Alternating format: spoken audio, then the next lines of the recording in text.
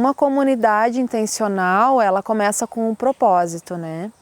A comunidade traz essa coisa ancestral do ser humano. Nós somos seres sociais. O ser humano é um ser comunitário. É um lugar bastante rico para estar investigando formas diferentes de fazermos as coisas juntos, né? De coexistirmos, de vivermos juntos. Não é morar junto, senão a gente podia chamar um prédio de comunidade, né? O que faz a diferença para a gente ser comunidade é a forma como esse vínculo é construído.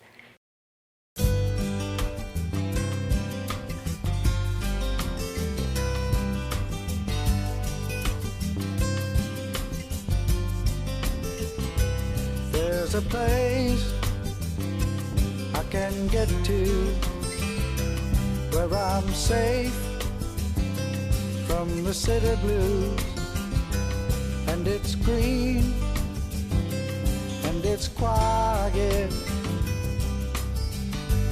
Only trouble was I had to buy it, and I'll do anything I got to do. Cut my hair and shine my shoes and keep on singing the blues if I can stay here in Johnny's garden.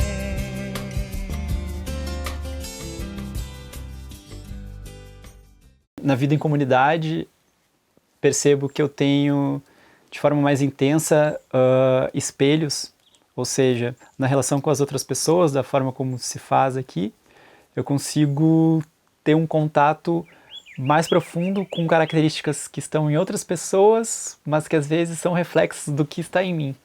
A gente vive numa sociedade com muito isolamento, né, individualismo, e que a gente sabe, né, meio óbvio que a gente não está no bom caminho, né? As pessoas não estão ficando mais felizes com o consumismo, com o inchamento das cidades, com a poluição, né?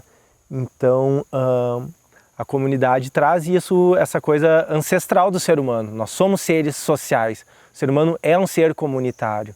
Então, também estar em comunidade é um resgate dessa ancestralidade e onde a gente tem o que tínhamos antigamente, hoje se perde muito, né? Que é esse apoio social, esse estar junto. E à medida que as pessoas vão chegando, vão saindo, as vivências vão trazendo novos insights. Então a gente sempre busca, não vou dizer mudar, mas melhorar, né, o nosso propósito de estar aqui, a maneira de estar construindo esse propósito no cotidiano, num nível. E eu acredito que os princípios que a gente procura ancorar aqui podem inspirar outras pessoas ou outros grupos a buscar alternativas nos espaços que elas estão vivendo também. Porque o que me trouxe aqui não foi só em mim. Muitas pessoas estão vivendo essa inquietude e buscando um modo de vida em que elas se sintam mais integradas com algo maior. Antes de vir para cá, eu estava vivendo num sítio particular, que eu estava sozinho, e eu percebi o quanto a gente não vai muito longe sozinho, assim. Eu já conhecia a Arca, já tinha passado aqui de voluntário, visitante, amigo, assim, mas eu não tive o sentimento de ficar aqui. Mas depois eu ter tido a experiência de tentar tocar um projeto, alguma coisa assim, sozinho, eu percebi que não, que o apoio das pessoas, isso foi o principal motivador, e também ver o quanto já existe uma organização aqui. As pessoas elas já têm uma rotina, já têm um know-how, são muito boas no que fazem. Estar num ambiente que me traz a natureza, né, junto, para além de um pátio, de um quintal, né. Então, quando eu vejo assim meus filhos fazerem essas trilhas para ir para a cozinha comunitária, almoçar, tomar café, eu lembro das crianças que eu trabalhei na escola, assim, que às vezes, vamos lá fazer uma trilha em tal lugar, para trabalhar educação ambiental, né.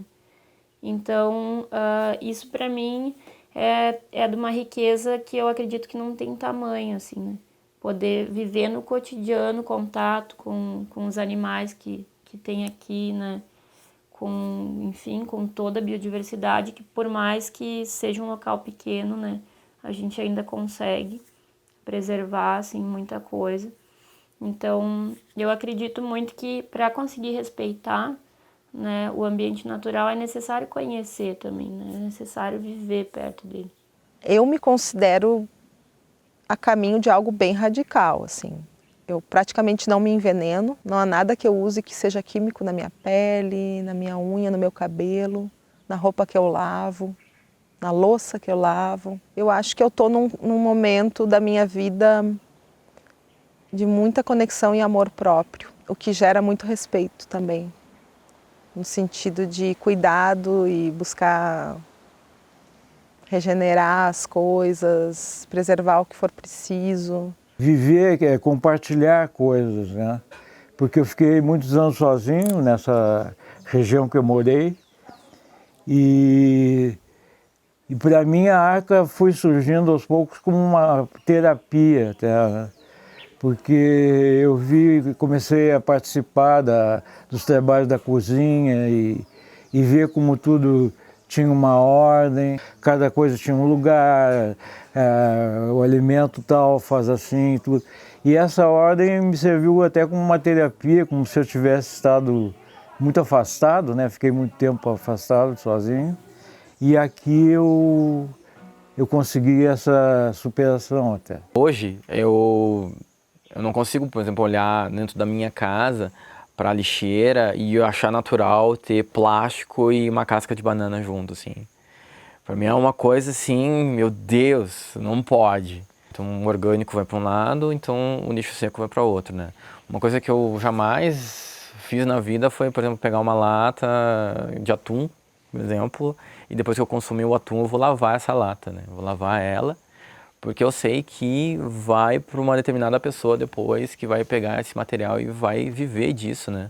Que vai reciclar, que vai trabalhar para uma empresa que recicla, né? Então mudou muito, assim, né? Isso já é um grande fenômeno, assim. Olha, eu sou tipo bicho grilo, né? As pessoas que veem a gente de fora, a gente é o bicho grilo, né? Ou até o ecochato, a gente tenta não ser muito, né? Mas a gente ainda gera um estranhamento, por incrível que pareça, com tudo que se fala, de tu se preocupar com não utilizar, evitar um copo descartável e querer levar uma xícara. Então a gente se sente um pouco estranho ainda, né? Porque esse despertar para o cuidado com o planeta, com os nossos recursos, ainda não está generalizado, né? Então eu ainda me sinto um pouco estranha. Eu carrego dentro de mim um comprometimento. Mas em certos momentos, o que eu chamo de comprometimento, o que eu chamo de fazer bem, às vezes é visto como não desejável, né? Então eu acho que varia assim um pouco de às vezes sentir escolhas, que as minhas escolhas não são legitimadas pela nossa cultura atual, mas que o que me move é um comprometimento com o todo.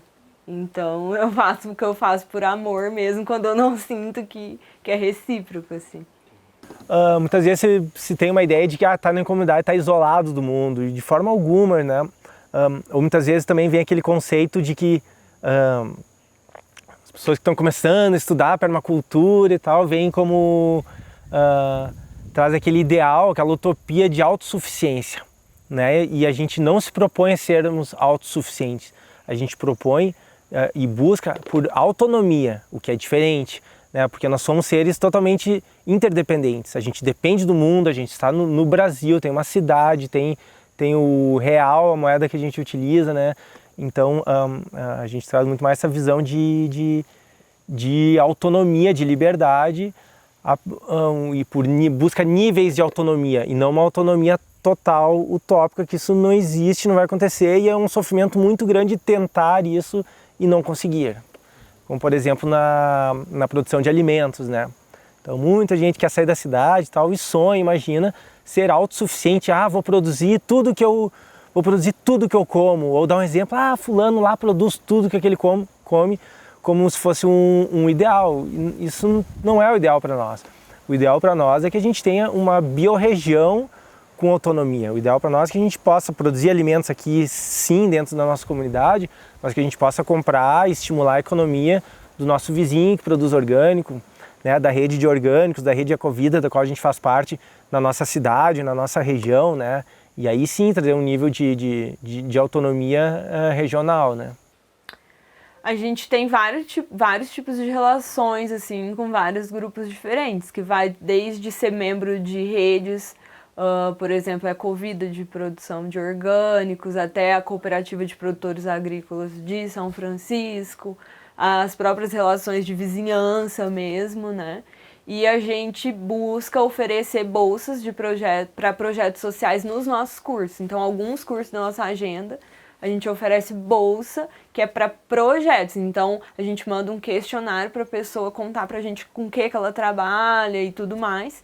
E conforme critérios que a gente entender que são mais interessantes, trabalha com a minoria, que mais excluída assim, da nossa sociedade, enfim, a gente chama para estar junto. Sim, a gente tem intercâmbio com produtores rurais, tem a rede Gralha Azul, a Ecovida, e tem comunidades indígenas, né, que a gente procura tá fortalecendo também, né, as ações das comunidades e trazendo visibilidade para esses grupos.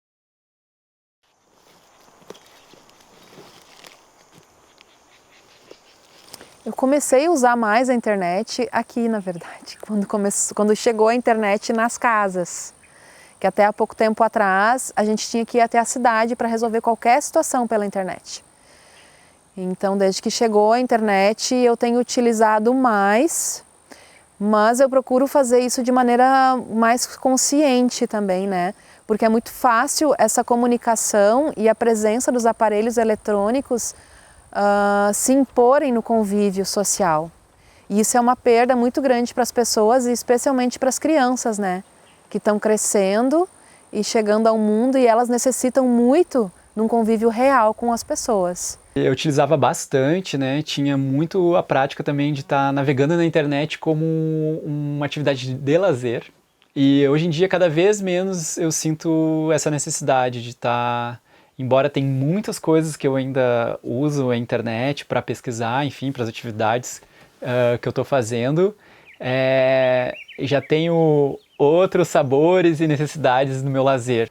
Eu consigo identificar vantagens de as pessoas se tornarem mais acessíveis, a informação se tornar mais acessível. Então, imagina, eu tô a, 1.500 quilômetros da minha família e eu converso com a minha mãe várias vezes ao longo do dia.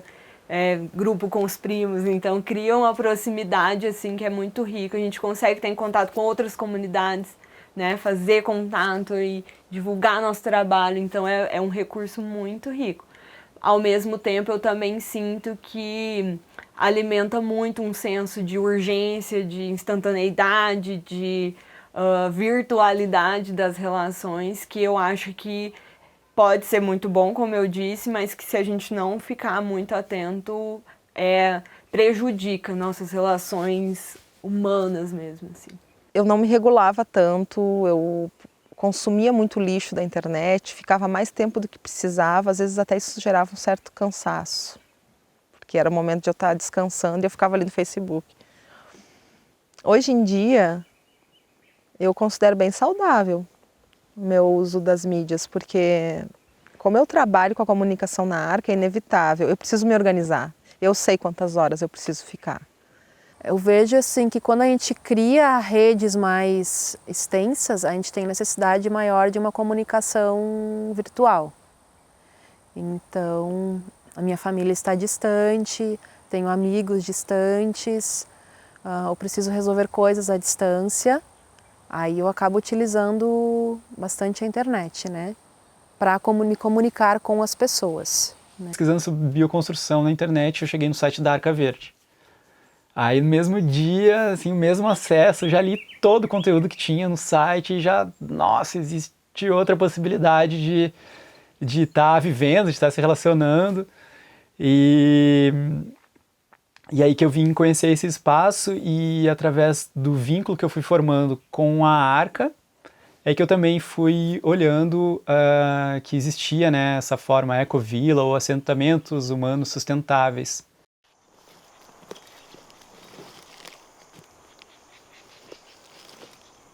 É uma história um pouco longa, né, que eu tive um contato com permacultura através de livros na vitrine de uma livraria, né, e vi aquele termo, aquela permacultura, achei bastante interessante. Isso era a década de 70. E acabei comprando 2 livros e fui para casa ler, achei muito interessante, mas era na época uma experiência bem distante, algo que acontecia na Austrália.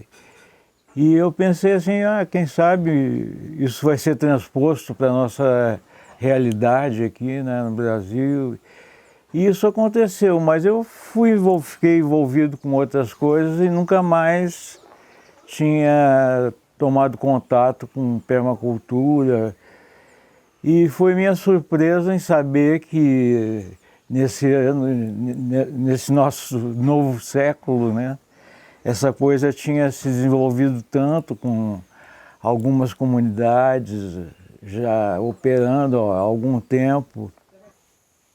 Foi no ano 2000, um amigo fez um curso de bioconstrução no IPEC, em Alto Paraíso, e me trouxe o livro Introdução à Permacultura do Bill Mollison, né? Aí ele pegou, esse amigo me mostrou esse livro e eu li ele em 2 dias e com aquela sensação, né, que às vezes acontece com a gente, assim, de tudo isso que eu pensava e está traduzido já, não preciso eu escrever esse livro porque já está escrito, e adorei, tava tudo ali, né? Então ali eu conhecia a permacultura, e nesse livro fala de comunidades também, né? Não muito, mas fala da comunidade. Então isso que me levou assim a buscar esse mundo das ecovilas. Em 2004 fiz um curso, treinamento em ecovilas também, que foi produzido pela GEN, Global Ecovillage Network,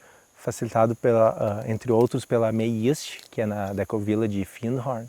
Então ali também me abriu mais os canais assim para essa temática, para esse meio. A permacultura é difícil de falar ela em poucas palavras, né? Porque ela é uma filosofia de vida, ela é muito ampla, né? Mas eu vejo a permacultura como um caminho de vida, que para mim é muito espiritual, inclusive, de nos integrar como seres humanos, e integrar o ser humano à natureza e colocar essa interação a serviço das futuras gerações, né? Da continuidade da vida. O propósito da permacultura é dar continuidade à vida, né? E a gente vive numa sociedade completamente antipermacultural, que ela está limitando, escasseando formas de vida, ou limitando que pessoas tenham acesso a uma vida plena futuramente. Então a permacultura tem a ideia de mudar essa roda, né? Fazer com que a natureza e a vida seja abundante para todos.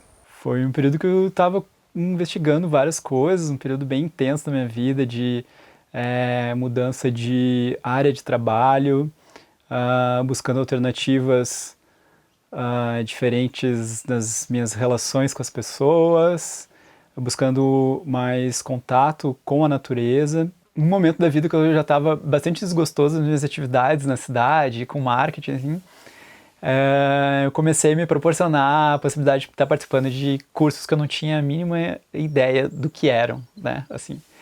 E um deles foi um curso de bioconstrução em Maquiné, próximo daqui, onde eu pude então começar a conhecer um lugar conectado com permacultura. E aí, após uma primeira experiência participando de um curso de bioconstrução em um espaço de permacultura, eu tive vontade de pesquisar mais sobre isso, né? E pesquisando sobre bioconstrução na internet, eu cheguei no site da Arca Verde. Aí no mesmo dia, assim, o mesmo acesso, já li todo o conteúdo que tinha no site e já, nossa, existe outra possibilidade de estar vivendo, de estar se relacionando.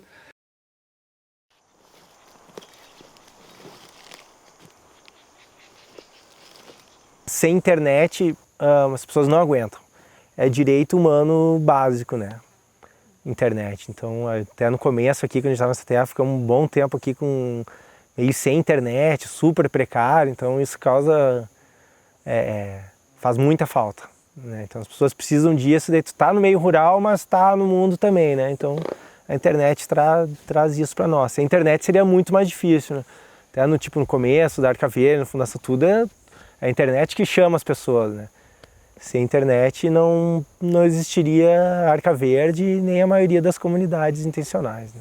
Para nós é crucial, A gente divulga nossos cursos e eventos de forma geral pela internet. E é daí que vem nosso público. Mesmo quem já nos conhece, fica atento e mantém contato conosco através da internet. Seja por estar cadastrado no nosso mailing, seja pelo Instagram. Então é por aí que acontece a grande maioria das nossas divulgações e contato. As pessoas querem agendar visita, elas mandam e-mail ou mandam WhatsApp. Então é pela internet, basicamente.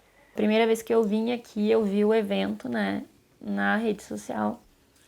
E aí eu vim passar uma virada de ano, né, um Réveillon, assim, vim aqui. Então eu já conhecia antes, mas aí sempre ficava, um dia pode ser que eu vá lá, né. E aí quando eu vi o evento, eu disse, não, agora eu vou. Então eu acho que muitas pessoas também chegam aqui através, né, do anúncio que acontece nas redes sociais. Eu achei alguma coisa na internet, eu não me lembro se eu fui ativamente procurar ou se apareceu, assim.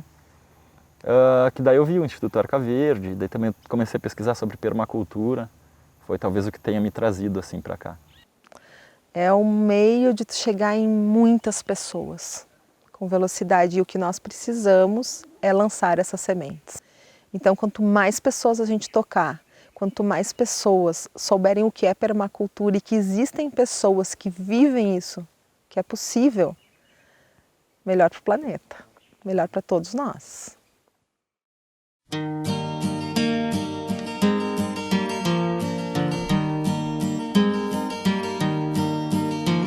In the chilly hours and minutes of uncertainty, I want to be in the warm heart of your love and mine, to feel you all around me and to take your hand along the sand. But I may as well try and catch the wind. When sundown pales the sky, I want to hide a while behind your smile, and everywhere I'd look, your eyes I'd find. For me to love you now would be the sweetest thing, 'twould make me sing. But I may as well try and